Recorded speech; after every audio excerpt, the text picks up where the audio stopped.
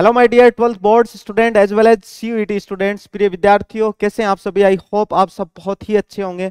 आज के इस वीडियो लेक्चर में हम बातचीत करेंगे सीयूईटी यूजी 2025 का जो सिलेबस है वो हमारे 12th की बुक्स में है कि नहीं, या वो हमारे 12th के बोर्ड से रिलेट करता है कि नहीं करता। इन सभी विषय के ऊपर अपन अभी चर्चा करने वाले हैं।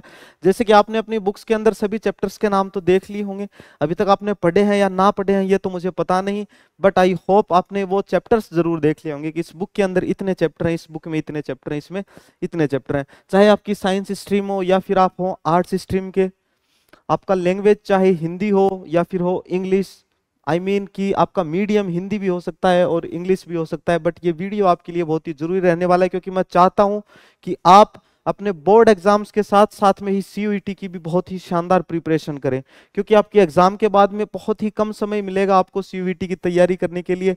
और स्टूडेंट्स अभी से सीयूईटी की तैयारी करने लग गए हैं, इसलिए आप भी सीयूईटी की तैयारी करने लग जाइए। सिलेबस के कुछ पॉइंट्स हैं वो मैं आपको बता देता हूं, किस तरह से अपने को पढ़ाई करनी है, किस तरह से आगे बढ़ना है, और कैसे जैसे ही 12th के बोर्ड्स के एग्जाम खत्म हो तब किस तरह से हमें अपने फॉर्म वगैरह फिल करने हैं सीयूईटी के, और कैसे काउंसलिंग करनी है, वो सारी चीजें तो मैं आपको समय समय पे बताता रहूंगा। उसके लिए आप चैनल को जरूर सब्सक्राइब कर देंगे, वीडियो को लाइक जरूर कर देंगे।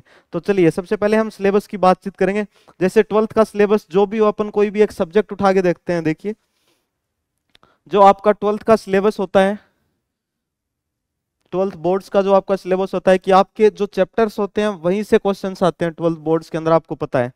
एक चीज और मैं आपको बता देता हूं, एक तो चैप्टर के एंड में कुछ क्वेश्चंस दिए हुए होते हैं और एक चैप्टर के बीच में से भी कुछ क्वेश्चंस बनते हैं।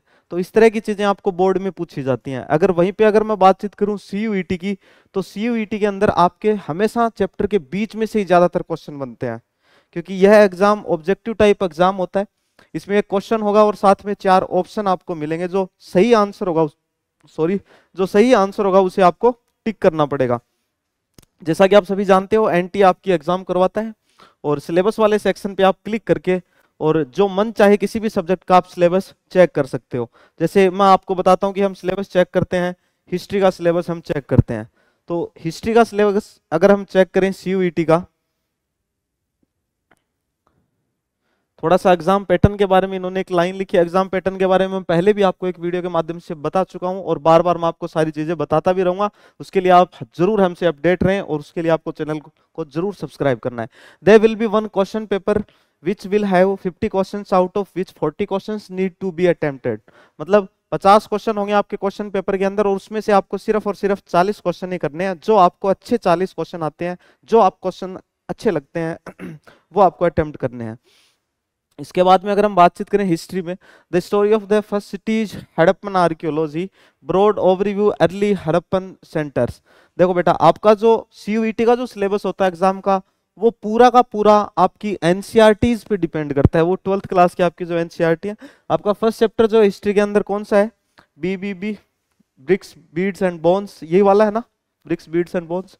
और उसी में आप पढ़ते हो Harappan civilisation, archaeological reports on a major site, discussion how it has been utilized by archaeologists and historians। ये सारी की सारी चीजें हम पढ़ते हैं कि जो रिपोर्ट्स थी उनका हिस्टोरियंस ने किस तरह से यूटिलाइज किया और किस तरह से उन्होंने चीजों को डिस्क्राइब किया था। ये सारी चीजें हम पढ़ते हैं और यहीं से क्वेश्चन बन के हमारे सीयूईटी एग्जाम में आते हैं। बस बोर्ड्स में हमारे जो क्वेश्चंस होते हैं वो डिस्क्रिप्टिव टाइप होते हैं, मतलब उनके आंसर हमें लिख के आने पड़ते हैं आंसर शीट के अंदर। बट आपकी सीयूईटी की जो एग्जाम होती है उसमें आपको ऑब्जेक्टिव टाइप क्वेश्चन मिलेंगे।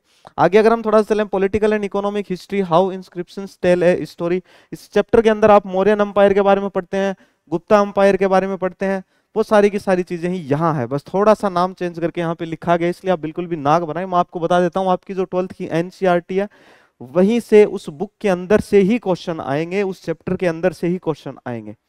इसलिए आप अपने 12th बोर्ड्स के साथ साथ में और अपनी सीयूईटी की तैयारी भी अच्छे से कीजिए और क्वेश्चंस की जरूर प्रैक्टिस करना।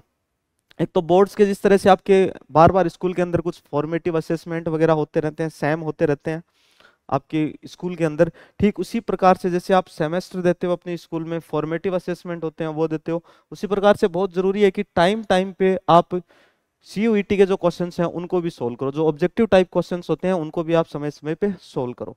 और हिमालय एजू हब आपका अपना परिवार आपके लिए शुरू करने जा रहा है 17 सितंबर से नया फाउंडेशन बैच। इस बैच के अंदर आपको ट्वेल्थ बोर्ड्स के साथ साथ में और सीयूईटी की प्रिपरेशन भी करवाई जाएगी, और इतनी शानदार प्रिपरेशन आपको करवाई जाएगी कि जैसे ही आपका एग्जाम ओवर होगा और सीयूईटी का एग्जाम होगा तो सीयूईटी में आपको टॉप मोस्ट यूनिवर्सिटी मिलेगी, टॉप मोस्ट उसमें आपको कोर्स मिलेगा और पहले ही राउंड में मिलेगा। और दूसरी बात, आपके ट्वेल्थ बोर्ड्स के अंदर भी बहुत ही शानदार परसेंटेज भी आपके बन जाएंगे। यहां से आपको एक फायदा और भी होने वाला है, और वह यह है कि अगर आप लोग अभी ट्यूशन पे जाते हो, ट्यूशन पे डिपेंडेंट हो, तो वो डिपेंडेंसी आपकी खत्म हो जाएगी। तो इसलिए जल्दी से जुड़े हिमालय एजॉब अपने परिवार के साथ में। ऑनलाइन भी जुड़ सकते हैं आप, ऑफलाइन भी जुड़ सकते हैं। नीचे दिए गए नंबर पे आप कॉल कर सकते हैं और अधिक जानकारी भी पा सकते हैं। तो थोड़ा सिलेबस के बारे में यही डिस्कशन था। बाकी आप देखो कुछ सब्जेक्ट्स में आपको और बताता हूँ, ये तो हिस्ट्री का था। अब हम अगर बातचीत करें, देखो थोड़ा ज्योग्राफी का अगर हम सिलेबस देखें तो जैसा आपको पता है कि कुछ चैप्टर्स हमारी बुक से डिलीटेड हैं, जो हमारी बोर्ड एग्जाम में हमसे पूछे नहीं जाते हैं। ओल्ड एनसीईआरटी के अंदर वो चैप्टर हमें मिल जाएंगे। अकेले ज्योग्राफी को लेके मैं एक बार पहले भी आपसे डिस्कशन कर चुका हूं सिलेबस के बारे में, आप सभी वो वीडियो एक बार जरूर देखेंगे। उसमें मैंने आपको डिटेल से बताया कौन कौन से चैप्टर डिलीट हैं, कौन कौन से नहीं है। देखो ज्योग्राफी, अब आपका फर्स्ट चैप्टर यही है ह्यूमन ज्योग्राफी के अंदर, नेचर एंड स्कोप। दूसरा चैप्टर आपका पीपल, फिर है ह्यूमन एक्टिविटीज। तो ये जो आपके चैप्टर्स हैं, देखो कुछ चैप्टर्स डिलीट है।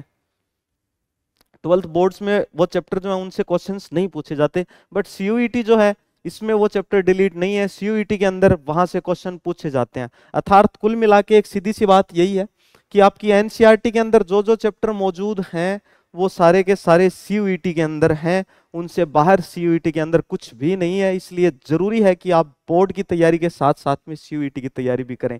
इस बार जिन विद्यार्थियों का सीयूईटी में अच्छा स्कोर नहीं हुआ था, जिसकी वजह से उनको एक अच्छी कॉलेज नहीं मिल पाई, वो विद्यार्थी भी हमारे साथ जुड़ सकते हैं। नीचे दिए गए नंबर पे कॉल करें, उनके लिए हमारे पास में स्पेशल ऑफर, स्पेशल फैसिलिटीज है। अगर उन्होंने इस बार सीयूईटी का एग्जाम दिया था और किसी मिस्टेक की वजह से उनका फॉर्म रिजेक्ट हो गया था या फिर अच्छे से वो काउंसलिंग नहीं कर पाए थे, तो वो बच्चे भी हमसे जुड़ सकते हैं। तो प्रिय विद्यार्थियों, जल्दी ही मिलते हैं नेक्स्ट इन्फॉर्मेशन के साथ में। एक चीज और, आपके जो भी सवाल होते हैं वीडियो के कमेंट बॉक्स के अंदर आप अपने सवाल जरूर लिखेंगे, चाहे सीयूईटी एग्जाम से रिलेटेड कोई भी सवाल हो या फिर आपके ट्वेल्थ बोर्ड से रिलेटेड कोई भी सवाल हो। तो जल्दी ही मिलते हैं अपने नेक्स्ट अच्छे से वीडियो के साथ में। तब तक के लिए बाय, धन्यवाद।